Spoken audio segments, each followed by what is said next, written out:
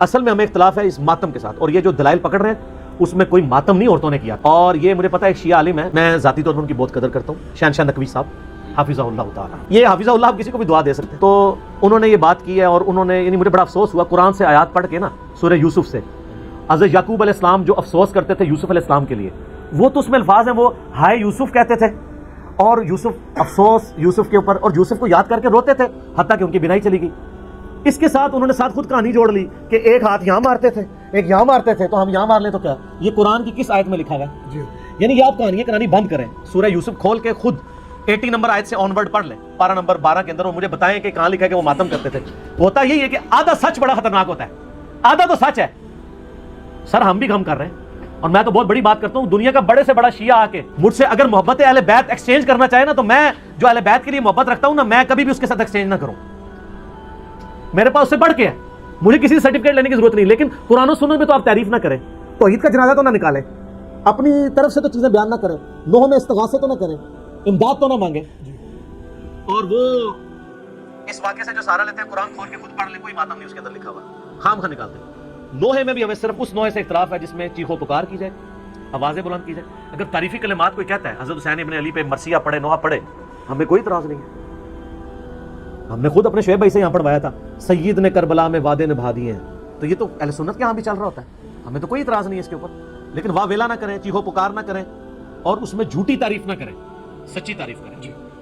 اور ان سے مدد نہ مانگیں، بلکہ ان کے لیے اللہ کے حضور دعائے رحمت کریں، اور صلاۃ بر محمد وآل محمد، اللہم صلی علی محمد وعلی آل محمد.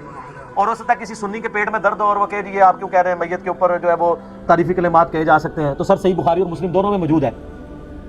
عرض کیا ہے شیعہ کی اتنی کلاس ہوگی اب تھوڑی سی، سنیوں کی بھی. بخاری اور مسلم دونوں میں موجود ہے. عبداللہ ابن عباس کہتے ہیں کہ عمر ابن خطاب کی میت رکھی ہوئی تھی، اتنے میں ایک شخص آ کے میرے پیچھے کھڑا ہوا اور اس نے اپنی کونی میرے کندھے کے اوپر رکھی، اور سیدنا عمر کی میت کو مخاطب کر کے اس نے کہا رحمت اللہ عمر ابن خطاب، اللہ کی رحمت ہو عمر ابن خطاب پہ. یہ وہ شخص تھا کہ میری خواہش ہے کہ جب میں مر کے اللہ کے حضور جاؤں تو اس کے اعمال کے ساتھ پیش ہوں. اس نے اسلام کی وہ خدمت کی ہے. اور میں نے بارہا رسول اللہ سے سنا تھا صلی اللہ علیہ وآلہ وسلم، میں ابو بکر اور عمر داخل ہوئے، میں ابو بکر اور عمر نکلے، میں ابو بکر اور عمر نے یہ کیا، مجھے امید تھی کہ اے عمر تم اپنے ان دو ساتھیوں کے ساتھ جا کے ملو گے. کون دو ساتھی؟ رسول اللہ صلی اللہ علیہ وآلہ وسلم اور سیدنا ابو بکر رضی اللہ تعالیٰ عنہ علیہ السلام.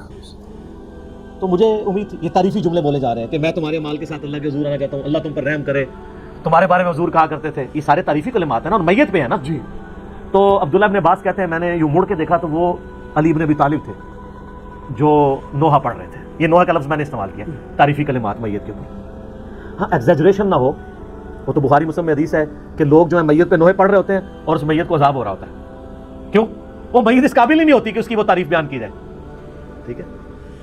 نبی علیہ السلام کی میت میں بھی صحیح بخاری میں آتا ہے، حضرت بکر جب حجرہ عائشہ میں داخل ہوئے تو یہاں پہ بوسہ دیا ماتھے پہ اور کہا یا رسول اللہ آپ پہ اللہ دو موتیں جمع نہیں کرے گا، ایک موت آپ کا مقدر تھی وہ آ چکی، اب آپ ہمیشہ کی زندگی میں، آخرت کی زندگی میں. روئے. حضور کی زندگی میں بھی بعد میں بھی لوگ کہتے تھے میرے ماں باپ کو قربان، نبی صلی اللہ علیہ وسلم پہ تعریفی کلمات کہتے تھے، ایسے ایسے الفاظ استعمال کرتے تھے. لہٰذا جس چیز سے ہمیں اختلاف ہے وہ یہ ہے. اور میں سوگ حسین کے اوپر بھی تھوڑا سا عرض کر دوں. اس میں دیکھیں سوگ تو 3 دن ہے، بخاری مسلم میں حدیث ہے جو عورت اللہ اور یوم آخرت پہ ایمان رکھتی ہے اس کے لیے جائز نہیں کہ وہ 3 دن سے زیادہ سوگ کرے سوائے اپنے خاوند کے مرنے پہ، وہ بھی 4 مہینہ 10 دن. غم حسین الگ چیز ہے. غم حسین تو سنت ہے. اس کی مثال صحیح بخاری سے لیں، حمزہ ابن عبد المطلب کو قتل کس نے کیا تھا؟ واشی. فتح مکہ پہ واشی کو پیش کیا گیا کہ اس کی توبہ قبول کریں. نبی الاسلام نے بلا کے پوچھا واشی یا رسول اللہ، قاتل حمزہ یا رسول اللہ، واشی تیرا اسلام قبول ہے لیکن کیا تو ایسا کر سکتا ہے کہ مجھے اپنی شکل نہ دکھا، مجھے اپنا چچا یاد آتا ہے. کسی نے نہیں کہا یا رسول اللہ سوگ تو 3 دن ہوتا ہے، چچا کو مرے ہوئے 5 سال ہو چکے ہیں. غزوہ احد 3 ہجری میں، فتح مکہ 8 ہجری میں. آپ 5 سال تک حمزہ کو نہیں بھولے. حمزہ کو کیسے بھول سکتے؟ حمزہ بھائی بھی تھا حضور کا، دودھ پیتا، چچا بھی تھا. اور میں آج آپ کو ایک بڑی پوائنٹ کی بات کروں. اگر حضور کی وفات کے وقت حضرت حمزہ ابن عبد المطلب زندہ ہوتے، خلیفہ اول انہوں نے بننا تھا. اس کی دلیل لے لیں، بخاری و مسلم کی حدیث کھول کے دیکھیں. غزوہ بدر میں مسلمانوں کی فوج کا سپہ سالار کون تھا؟ حمزہ.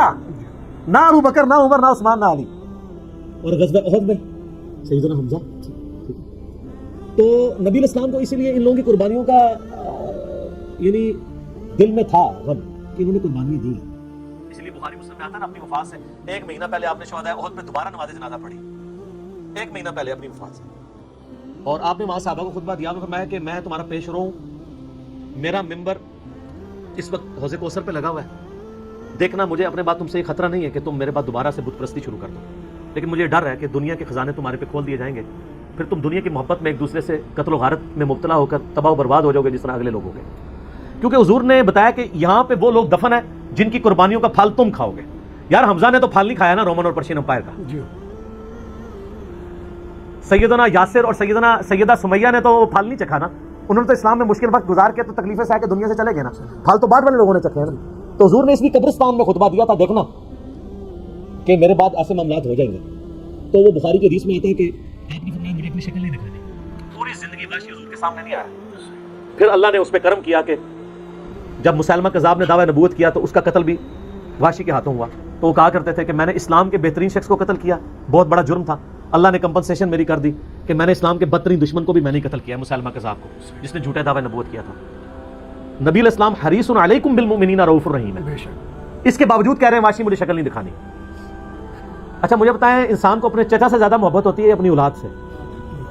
چچا کے قاتلوں کی شکل حضور دیکھنا نہ چاہیں اور حضور کی اولاد کو جنہوں نے قتل کیا ہے ان کے آپ قصیدے پڑھتے ہیں؟ ان کے ساتھ تو وہی ہونا ہے، سحقن سحقن لمن غیر بعد، بخاری مسلم میں، دور کرو انہوں نے میرے بعد میرے دین کو بدلا۔ یہ تو حوض کوثر پہ جا کے پتا چلے۔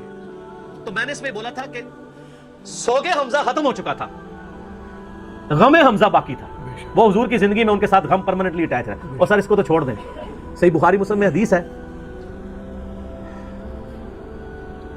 سیدہ عائشہ کہتی ہیں کہ میں حضور کی بیویوں میں سب سے زیادہ جس سے رشک حسد کرتی تھی نا وہ ختیجہ تھی۔ حضور علیہ السلام جب بھی کوئی بکری بھی ذبح کرتے تو حضرت ختیجہ کی سہیلیوں کو بھجوایا کرتے تھے ان کی وفات کے بعد۔ تو میں کہا کرتی تھی یا رسول اللہ جیسی ختیجہ جیسی کوئی عورت ہی نہیں ہے۔ آپ فرمایا اس نے میرا اس وقت ساتھ دیا جب میرے ساتھ کوئی نہیں تھا، اپنے مال کے ذریعے، اپنی قربانیوں کے ذریعے۔ تو سر غم تو کبھی نہیں ختم ہو سکتا، آپ غم حسین کو ختم کرنا چاہتے ہیں، کر کے بتائیں۔ جناب 900 سال تک ممبر آپ کے قبضے میں رہے ہیں، تینوں براعظم آپ کے قبضے میں رہے ہیں، لیکن آپ آل امیہ اور آل عباس کی بدماشیوں کو چھپا نہیں سکے۔ آج ہر طرف حسین حسین ہی ہے الحمدللہ، اور دن بہ دن بڑھ رہی ہے۔ ہماری ویڈیو سے پہلے کیا حال تھا، اب تو سب لوگ کانفیڈنس لوز کر چکے ہیں، اب تو کہہ رہے ہیں خدا کے لیے یزید سے ہمیں لعنتیں کروا لیں، یزید کے ابا جی کو چھوڑ دیں۔ اب ہاتھ پاؤں پکڑنے پہ آ گئے ہیں، اب یزید تو ڈسکس ہونا ہی بند ہو گیا، کیونکہ ہم نے بتایا کہ اصل بندہ کون ہے، اصل مسئلہ کیا ہے، ٹوٹی کمن کہاں۔ تو غم حسین باقی ہے، مسند احمد میں حدیث ہے، غم حسین حضور نے زندگی میں بھی کیا۔ علی بن ابی طالب کہتے ہیں میں حضور کے پاس حاضر ہوا، آپ نے حسین بن علی کو گود میں اٹھایا، زاروں قطار رو رہے ہیں۔ میں نے کہا یا رسول اللہ میرے ماں باپ آپ پہ قربان، یہ آپ کی حالت کس نے کی ہے؟ اور یہ حدیث سٹارٹ کہاں سے ہوتی ہے؟ مولا علی جو ہیں وہ جنگ نہروان کے لیے جا رہے ہوتے ہیں، نینوا نامی جگہ پہ، صحیح حدیث ہے مسند احمد کی۔ تو آپ نا وہاں کہتے ہیں اصبر یا ابا عبداللہ، اے ابو عبداللہ صبر کرنا۔ تو ساتھی پوچھتا ہے کہ حضرت علی آپ کس سے باتیں کر رہے ہیں؟ تو حضرت علی حضرت حسین سے باتیں کر رہے ہوتے ہیں، حالانکہ حسین ساتھ نہیں تھے، لیکن ایک نعرے کے طور پہ کہ میرے بچے صبر کرنا۔ تو انہوں نے کہا کہ مجھے یہاں پہ حضور کی ایک حدیث یاد آئی ہے، کیونکہ اسی جگہ کے بارے میں نبی علیہ السلام نے مجھے بتایا تھا۔ ایک دن میں آپ کے گھر داخل ہوا، حسین بن علی کو گود میں اٹھایا، میں چھوٹا سا بچہ ہے 3-4 سال کا، آپ رو رہے ہیں۔ میں نے پوچھا یا رسول اللہ آپ کو کس نے غمگین کیا؟ تو فرمایا ابھی جبریل علیہ السلام میرے پاس آئے تھے، انہوں نے مجھے بتایا کہ آپ کی امت حسین کو قتل کر دے گی فرات کے کنارے، اور میری خواہش پہ جبریل نے یوں ہاتھ مار کے مجھے کربلا کی سرخ مٹی بھی دکھائی، جس کی وجہ سے میں غمزدہ ہو گیا اور میرے آنسو نکلے۔ ابھی واقعہ ہوا نہیں ہے، واقعہ ہونا ہے 50 سال بعد، غم حسین پہلے ہے۔ عبداللہ ابن عباس کہتے ہیں کہ ایک دوپہر میں نے خواب دیکھا کہ نبی علیہ السلام پرندہ حالت، بال بکھرے ہوئے اور کپڑے بھی آپ کے گرد آلود ہیں، جیسے مشقت کے آثار ہیں، آپ کے ہاتھ میں خون کی ایک شیشی ہے۔ تو میں نے کہا یا رسول اللہ میرے ماں باپ آپ پہ قربان، آپ کی کیا حالت ہے؟ تو آپ نے فرمایا کہ میں صبح سے حسین اور اس کے ساتھیوں کا خون جمع کر رہا ہوں۔ یہ ایک تمثیل آپ علیہ السلام کو دکھائی گئی، یہ نہیں تھا کہ آپ وہاں فزیکلی موجود تھے، ایک تمثیلاً دکھایا۔ تو کہتے ہیں میں گھبرا کے اٹھا، ابن عباس کہتے ہیں میں نے وہ دن اور تاریخ یاد رکھی، اور بعد میں ظاہر وہ انٹرنیٹ نہیں تھا، ٹیلی فون نہیں تھے، کئی ہفتوں بعد خبر آئی کہ اسی دن یعنی 10 محرم 61 ہجری کو حسین ابن علی کو مظلومانہ شہید کیا گیا ان کے ساتھیوں کے ساتھ۔ تو غم حسین تو نبی علیہ السلام کو اللہ کی جنتوں میں بھی ہے. شیعہ سے اختلاف ہے نا اس طرح کے مصائب کی ایکٹیویٹیز میں. ویسے تو میجر اختلاف تو عقیدہ امامت کے اوپر ہے, اس پہ آپ میرا کلپ دیکھیں. جو چھوٹی موٹی بدعات ہے نا ان میں اصل اختلاف ہمارا نوحے کے اوپر نہیں ہے, اصل اختلاف ہے ماتم, چھریاں مارنے, زنجیریں مارنے کے اوپر. جو میں نے ان کو خود بتایا ہے کہ اللہ کے بندو تم جا کے اپنے خود گھر کی خبر لو. مفتی اعظم ایران خامنائی صاحب نے فتویٰ دیا ہے کہ یہ چھریاں مارنا, اپنے آپ کو زخمی کرنا یہ حرام ہے. اب اور کیا میں آپ کو لا کے فتویٰ دوں؟ اور یہ تو زندہ اماموں کی تقلید کرتے ہیں, اپنے مرجے کو مانتے ہیں, تو آپ ان کی بات مانیں. یہاں آپ نے کیا کچھ کیا ہوا ہے یقین کریں. میں پچھلی دفعہ محرم کے دنوں میں سول ہاسپٹل میں وہ میرے بچے کو کچھ لگی تو میں لے گیا علاج کے لیے. تو وہاں ایک نوجوان 18-20 سال کا لایا گیا, تو اس کی کمر کے اوپر نا کافی سارے نشانات تھے, تو وہ اس کے اوپر ٹانکے لگا رہے. تو میں نے پوچھا ہی کیا ہوا, تو وہ جی زنجیر چھریاں مار کے زنجیر زنی کر کے. تو مجھے اتنا ترس آیا کہ یار اس بیچارے نے تو ثواب سمجھ کے یہ کام کیا ہے, اور وہ جس طریقے سے اس کو وہ ٹریٹ کر رہے تھے, ایک چیز دوسری جگہ لگا رہے ہیں. کوئی ہیپاٹائٹس کا مریض آیا ہوا ہے اور اس کا وہ سوئی کھبو دیتے ہیں تو وہ مریض بن جاتا ہے, اور ایک آگے معاملہ شروع ہو جاتا ہے. رہا ان کا یہ کہنا کہ حمزہ ابن عبد المطلب کے لیے نبی علیہ السلام نے نوحہ کروایا تھا, تو ہم کا بھی انکاری ہے, بالکل کروایا تھا. یہ اس وقت کی بات ہے جب نوحہ بھی حرام نہیں تھا. اس سے بڑی چیز شراب والے واقعات ملتے ہیں صحابہ کرام کے بارے میں. بعد میں جب شراب حرام ہوگی تو معاملہ ختم. تو یہ بھی چیز پہلے تھی غزوہ احد کے موقع پر, بالکل ٹھیک. بعد میں نبی علیہ السلام کی احادیث ہیں, بخاری مسلم میں درجنوں احادیث ہیں کہ نبی علیہ السلام نے فرمایا جو عورت نوحہ کرتی ہے کسی میت کے اوپر, اگر بغیر توبہ کے مر گئی تو قیامت والے دن گندک کا لباس اس کے اوپر پہنایا جائے گا. پھر صحیح مسلم کی حدیث ہے میری امت یہ 4 جاہلیت کے کام کبھی نہیں چھوڑے گی. نمبر 1 حسب اور نسب پہ فخر کرنا. نمبر 2 دوسرے کے نسب میں تان کرنا. نمبر 3 ستاروں کے ذریعے فال نکال کے بارش طلب کرنا. اور نمبر 4 نوحے کرنا. نوحے کی ڈیفینیشن یہ ہے کہ چیخو پکار کرتے ہوئے کسی مردے کی تعریف بیان کرنا. اگر کوئی ویسے نوحہ کرے اور چیخو پکار نہ کرے اور ایون نوحے میں رو بھی پڑے, ہم اسے غلط نہیں سمجھتے. المعجم الکبیر طبرانی کے اندر موجود ہے, میں نے اپنے پمفلٹ میں بھی ڈالا ہے کربلا والے میں, کہ سیدنا ام سلمہ نے جنوں کا نوحہ خود سنا تھا حضرت حسین ابن علی کی شہادت کے اوپر. وہ نوحہ یہ نہیں تھا یہ جو جعلی واقعہ, اور یہ نوحے تو ہوتے نہیں, یہ تو استمداد کر رہے ہوتے ہیں, استغاثے پڑھ رہے ہوتے ہیں, اور انہوں نے حضرت حسین کو ایک مظلوم شخصیت کے طور پہ پریزنٹ کیا. میں یعنی ماڈرن شیعہ کا سب سے بڑا جرم یہ سمجھتا ہوں, اور یہ میں نہیں کہہ رہا ہوں, سید جواد نقوی صاحب حفظہ اللہ تعالیٰ خود جو شیعہ کے اس وقت امام ہے پاکستان میں, ان کی ویڈیوز موجود ہیں. انہوں نے کہا کہ مجھے بچپن سے شیعہ خاندان سے جس حسین کا تعارف ہوا وہ تو ایک مظلوم ہے جس کے ساتھ ظلم ہوا ہے, جبکہ کتابوں سے مجھے اس حسین کا تعارف ہوا ہے جس سے زیادہ دلیر شخص کوئی نہیں ہے.